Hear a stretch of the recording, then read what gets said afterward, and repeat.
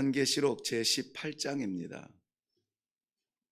요한계시록 제18장 1절부터 4절 말씀 보겠습니다. 우리 같이 한 목소리로 읽습니다. 시작. 이 일 후에 다른 천사가 하늘에서 내려오는 것을 보니 큰 권세를 가졌는데 그의 영광으로 땅이 환하여 지더라. 힘찬 음성으로 외쳐 이르되 무너졌도다 무너졌도다 큰 성 바벨론이여, 귀신의 처소와 각종 더러운 영이 모이는 곳과 각종 더럽고 가증한 새들이 모이는 곳이 되었도다. 그 음행의 진노의 포도주로 말미암아 만국이 무너졌으며 또 땅의 왕들이 그와 더불어 음행하였으며 땅의 상인들도 그 사치의 세력으로 치부하였도다 하더라. 또 내가 들으니 하늘로부터 다른 음성이 나서 이르되 내 백성아 거기서 나와 그의 죄에 참여하지 말고 그가 받을 재앙들을 받지 말라. 아멘. 우리 먼저 기도하겠습니다. 살아계신 하나님 아버지, 오늘도 하나님의 살아계신 역사가 주의 살아있는 백성들을 붙드시며 그 귀한 생명을 잃어버리지 아니하도록 끝까지 붙드시고 섭리하시고 인도하여 주시는 귀한 이 아침의 은혜를 인하여 감사합니다. 우리를 살리셨사오니 우리를 붙드시고 우리를 인도하여 주사 영원한 그 생명으로 아버지를 찬양하는 그 자리까지 흔들리지 아니하고 이 믿음의 길을 걸어가는 귀한 성도들의 삶이 되도록 축복하여 주시옵소서. 오늘도 흔들리지 아니할 하나님의 말씀을 허락하여 주실 줄로 믿사옵고 예수님의 이름으로 기도하옵나이다. 아멘. 네, 우리는 요한계시록을 복음의 완성이라는 주제를 붙들고 그것을 이루는 자리까지 나아가리라 다짐하는 마음으로 매일의 말씀을 받습니다. 복음의 완성은 양면성을 가지고 있습니다. 반드시 복음은 완성되는데 악은 멸망하고 하나님의 백성 성도는 승리한다는 그 자리가 복음의 완성의 자리입니다.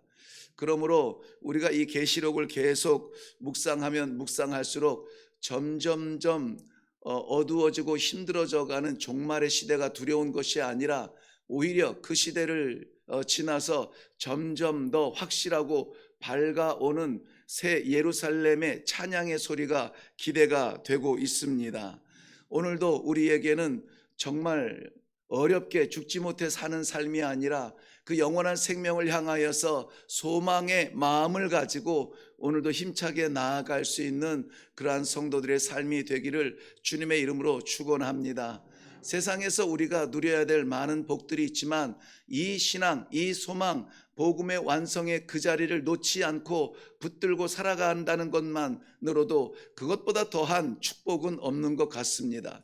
그러므로 이것저것 자질구레한 것, 불필요한 것, 이런 것들은 좀 잃어버릴 수 있지만 결코 잊어버려도 안 되고 잃어버려도 안 되는 이 복음의 완성의 자리를 향한 우리의 소망만은 잃어버리지 않고 오늘도 꽉 붙들고 살아갈 수 있는 축복이 있기를 바랍니다. 단 그 믿음을 오염시키고 변질시키고 혼란스럽게 하는 악한 사탄의 세력이 분명히 있다는 것을 우리는 인식해야 합니다. 이거 없다고 하면은 안 돼요. 반드시 있습니다. 그렇기 때문에 그것들을 대하여서 우리가 어떻게 싸울 것인가, 우리의 이 내면의 이 영역과 실력을 우리는 다시 한번 확인하는 시간이 되어야 될 것입니다. 우리는 숨어서 이 시대를 지나갈 존재들이 아니라 우리 하나님의 기대는 줄 것 다 줬는데 왜 숨어 있냐? 담대하게 일어나 싸워 이겨라. 라고 우리의 믿음을 그 시험의 현장으로 이렇게 내보낼 때가 있다는 것입니다. 그래서 때로는 불시험같이 견딜 수 없는 것 같은 어려운 상황 속에 우리가 던져져서 아이고 하나님 왜 이러십니까? 하나님 나를 잊으셨습니까? 우리는 짧은 마음에 불평할지라도 아니에요. 하나님께서는 이길 줄 알기 때문에, 아니 이길 수 있는 능력을 우리 안에 주셨기 때문에 우리가 그것만 붙든다면은 반드시 이기는 그런 싸움을 우리는 오늘도 싸우게 될 것입니다. 오늘 본문에 나오는 바벨론에 대한 4절까지만 읽었지만은 18장 전체의 내용이 이 바벨론의 심판에 대한 것이에요. 바벨론은 무엇이며 무엇 때문에 멸망당하며 그 심판의 결과는 어떨 것인가에 대한 내용들이 가득 차 있습니다. 늘 기대하지만 이 새벽에 우리가 전체를 나누지 못하여서 토막 주제를 잡고 묵상을 합니다마는 아무쪼록 오늘 하루 가운데 시간을 내어서 이 18장의 말씀도 우리가 꼭 살펴보고 개인적인 묵상을 하는 것, 우리 성도의 신앙에 큰 힘이 될 줄로 믿습니다. 본문에 나오는 이름 붙여진 바벨론은 나라라기보다는 세력이에요. 창세기 10장 10절 말씀에 보면은 함의 손자 니므롯이 처음 그의 영토를 세운 곳이 바로 이 바벨론이었습니다. 그리고 11장에 가서 사람들이 우리의 이름을 하늘에 닿게 하자 하늘에 닿는 그 탑을 세운 자리가 바로 이 바벨론이에요. 그래서 우리는 쉽게 바벨탑이라 이렇게 기억을 하고 있습니다.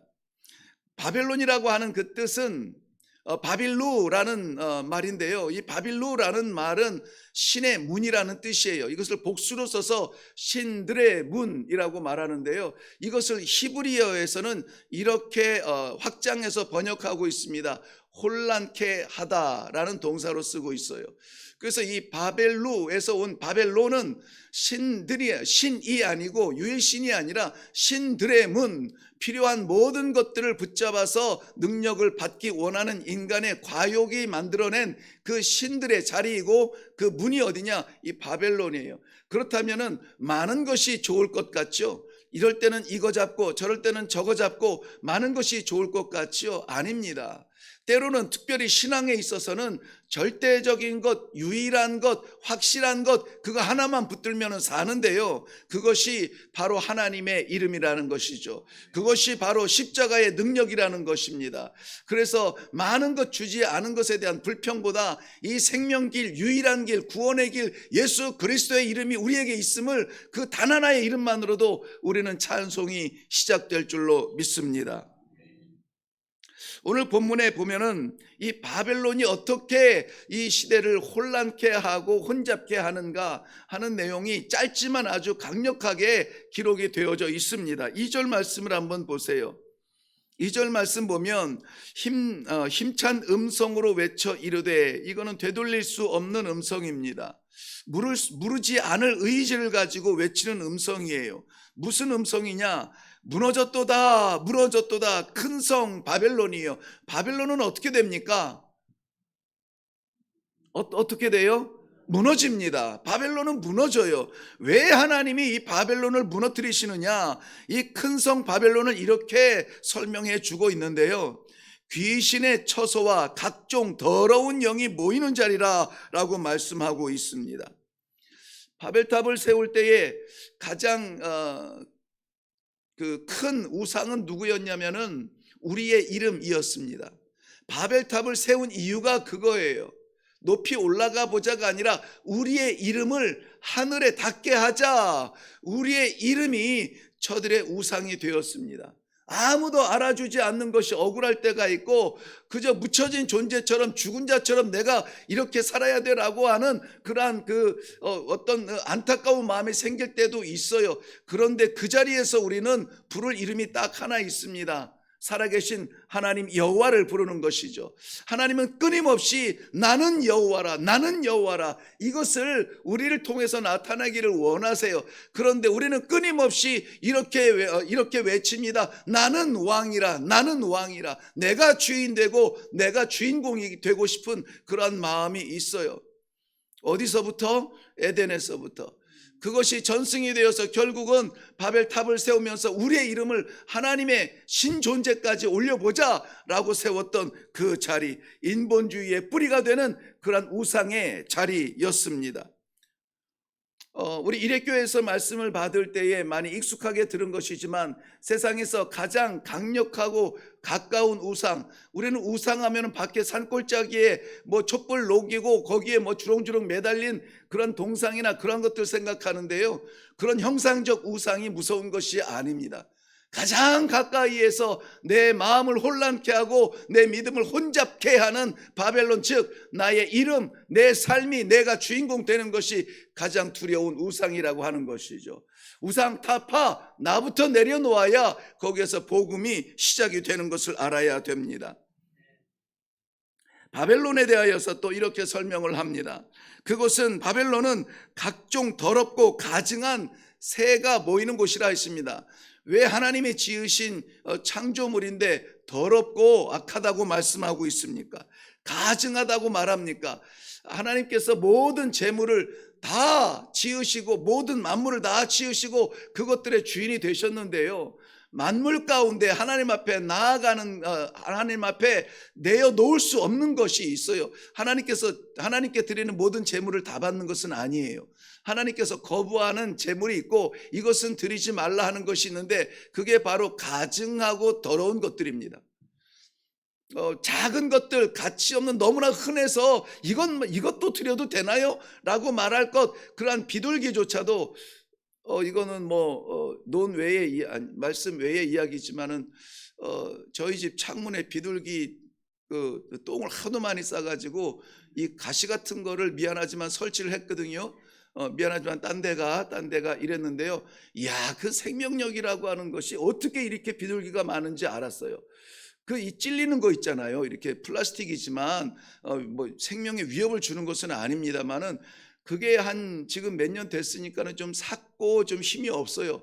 그랬더니 그걸 비집고 들어와서 에어컨 실외기 뒤에다가, 겉으로 보면은 이제 비둘기 없네 그런데 자꾸 냄새가 난다는 거예요. 그래서 우리는 잘 못 느꼈는데 밖에서 이렇게 외부에서 이제 저희 누님이 온다든지 하면은 무슨 냄새가 난대요. 그래서 보니까 그 눈에 보이는 데는 없는데 실외기 밑에다가 지푸라기 몇 개 갖다 놓고 거기다가 알 2개를 낳았어요. 그냥 있으면 쫓아내겠는데 알을 품고 있어요. 어떻게 쫓아냅니까? 못 쫓아내겠더라고요. 그래서 빨리 부화시켜서 데리고 가라 이러고 지금 기다리고 있습니다. 뭔 얘기 하려고 그랬나? 네. 아무튼 비둘기가 평화의 상징이라고 하지만은 이제는 좀 안 왔으면 좋겠다, 그러는 마음을 가지고 있잖아요. 하찮은 것은 아니지만 별로 값어치 주고 싶지 않은 그 비둘기조차도 하나님께서는 제사의 제물로 받으세요. 그렇죠. 가난한 과부나 또 이 물질적으로 풍요하지 못한 자들은 이 비둘기를 이 제물로 드려요. 그런데 그럼에도 불구하고 안 받는 게 있어요. 독수리 같은 거는 안 받아요. 새 중에 왕인데 그 강력한 이 날개를 펴면 2m, 3m 되는 그 어마어마한 그러한 새인데도요, 그런 건 안 받아요. 왜 그런지 아세요? 이 독수리는요, 이 죽은 사체들, 그 썩어져 가는 것들, 이런 것들을 파먹어요. 그것을 먹고 또 먹어. 죽었는데 그걸 또 파먹어요. 이런 것들은 하나님께서 받지 않으시는 거예요. 부패한 것을 먹고 또 그것을 즐기는 독수리 같은, 외형적으로는 강력해 보여도 받지 않는 것이 있어요. 정확한 기억인지는 모르겠지만 바벨론의 상징이 이 2날개 편 독수리인데요, 그걸 힘의 상징이라 여기고 지금도 이 독수리, 2날개 편 독수리를 어떤 강력한 힘의 상징으로 여기고 전쟁이나 어떤 이 휘장 같은 데 그것을 새겨놓고 그것을 자랑하는 그러한 시대도 있습니다. 지금도 있고요. 그 전쟁을 일으켰던 나치의 상징도 그렇고요. 아무튼 세상에서 권력 갖고 힘 갖고 싶은 사람들, 그러한 세력들은 이 독수리 좋아합니다. 그런데 단지 그거 죽은 사체, 죽은 것도 억울한데 그거 뜯어먹겠다고 달려들어 자기 배를 채우는 그러한 짐승을 하나님께서는 받지 아니하세요. 또 바벨론에 대하여서 설명은 그 땅의 음행의 진노의 포도주로 만국을 무너뜨린다라고 말하고 있습니다. 음행이라고 하는 것은 정도가 아니고 혼합된 것을 말합니다. 순수하고 정결한 한 길을 말하지 아니하고 이것저것 섞어 놓고 그 다양성을 자랑하는 것입니다. 이것은 음행이라고 하는 것은 육체적인 이러한 음행뿐만이 아니라 영적인 음행도 말하는데요, 영적인 간음이라 하죠. 하나님 외에 다른 것을 사랑하고 섬기고 머리 숙이는 것들을 말하고 있습니다. 그런데요, 이것이 얼마나 매력이 있는지 본문에 보면은 땅의 왕들이 그와 더불어 음행을 하였다. 땅의 왕들이 없어서 정말 궁핍해서 정말 간절해서 저 마지막 소망처럼 희망처럼 붙들고 그것을 하나 잡고 만족하는 것이 아니라 왕들이에요. 왕들 다 누리고 다 가졌고 다 차지한 사람들이 더 갖겠다고 취하는 것이, 추구하는 것이 이 음행, 하나님을 무시하고 하나님보다 더 많은 것들을 갖겠다는 것입니다.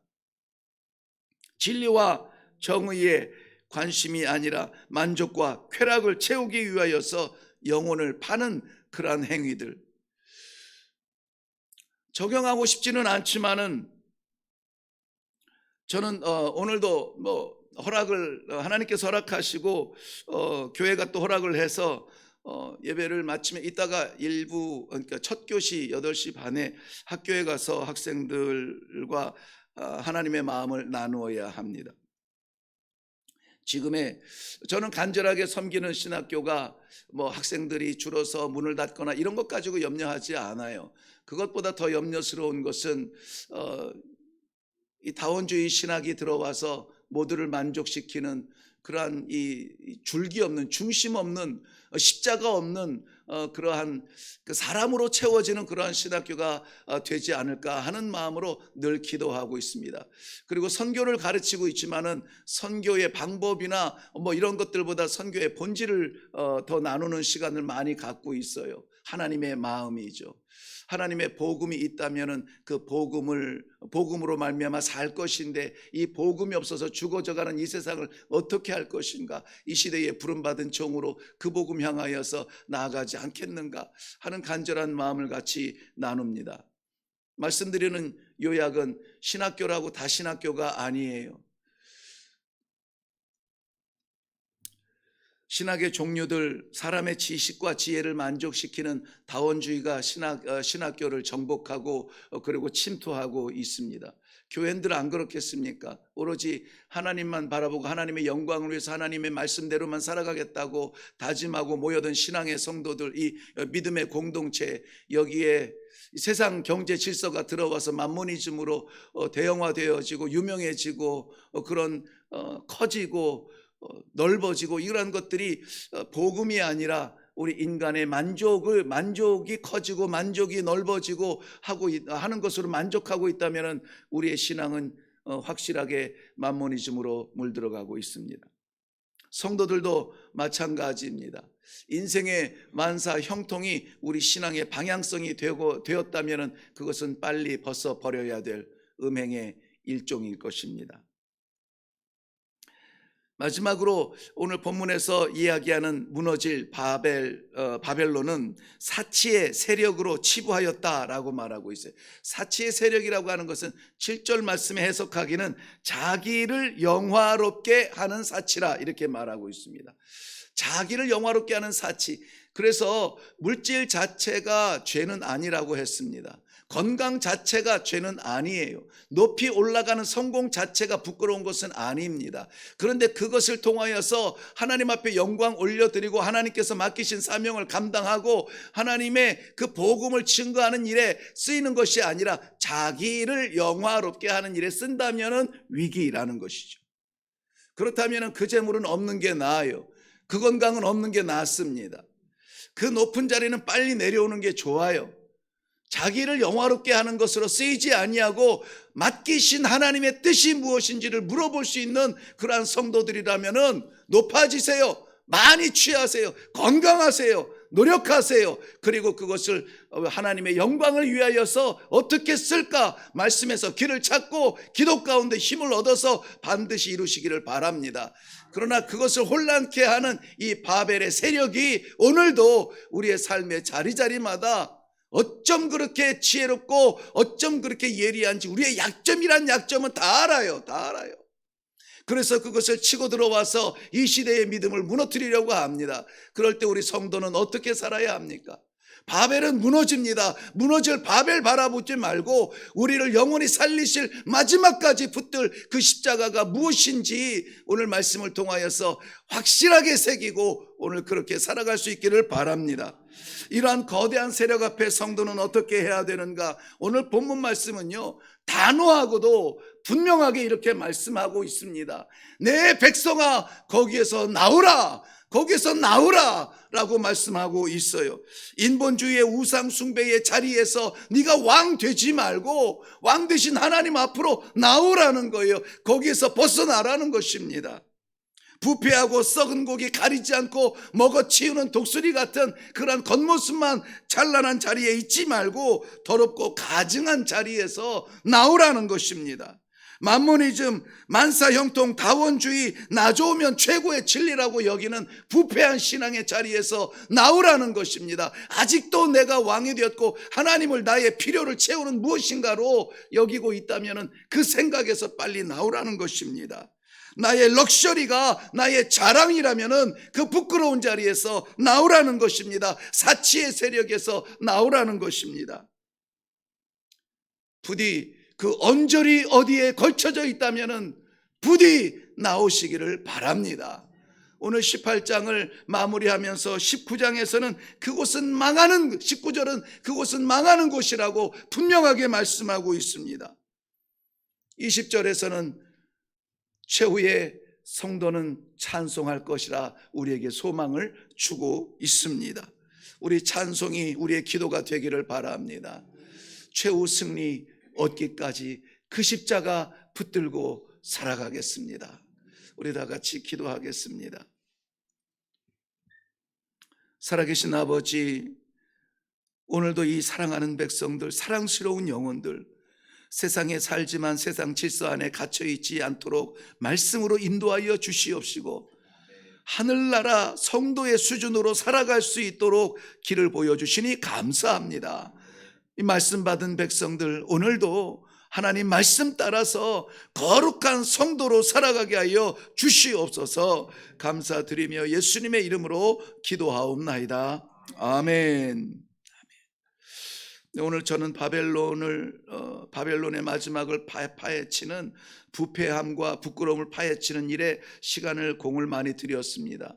왜냐하면 이 바벨론의 세력은 구약시대에 있던 어떤 자리가 아니라 오늘 우리 성도를 무너뜨리려고 하는 사탄의 세력의 대표로 보여지고 있기 때문입니다. 말씀드린 것처럼 정말 너무나 위기의 순간들이 우리 주변에 있고 우리 삶 가운데 있고 우리 교회에 있고 우리의 가정 속에 치고 들어와 있습니다. 그러므로 사랑하는 성도 여러분, 혹여라도 그 안에 내 마음 언저리 한 구석이라도 유혹받고 있다면 뛰쳐 나올 수 있도록 이 시간에 하나님 앞에 기도할 수 있기를 바랍니다. 하나님 건져 주옵소서. 거기에서 뛰쳐나올 수 있도록 힘을 좀 주시옵소서. 유혹에 자빠져 이것저것 덕지덕지 묻히고 하나님 앞에 부끄럽게 서지 않도록 십자가 일념으로 오늘도 살아드림으로 말미암아 하나님 기뻐하시는 성도의 삶이 되게 하여 주시옵소서. 우리 다 같이 기도하시고 각자의 마음에 주신 하나님의 기도의 제목으로 나아갈 수 있기를 바랍니다. 기도하겠습니다.